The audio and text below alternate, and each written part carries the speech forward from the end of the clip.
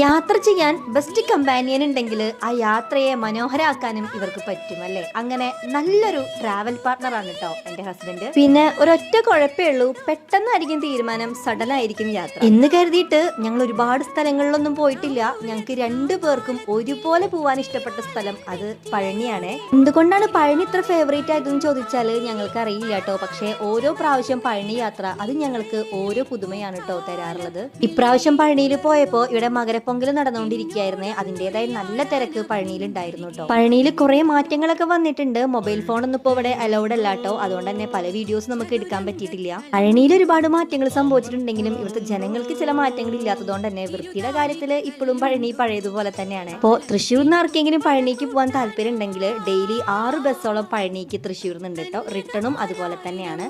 ഞങ്ങൾ ഉച്ചയ്ക്ക് 12:15 ബസ്സിന് പോന്നിട്ട് അടുത്ത ദിവസം ഉച്ചയ്ക്ക് 1 മണിയുടെ ബസ്സിനാണ് കേട്ടോ തിരിച്ചു പോയത്.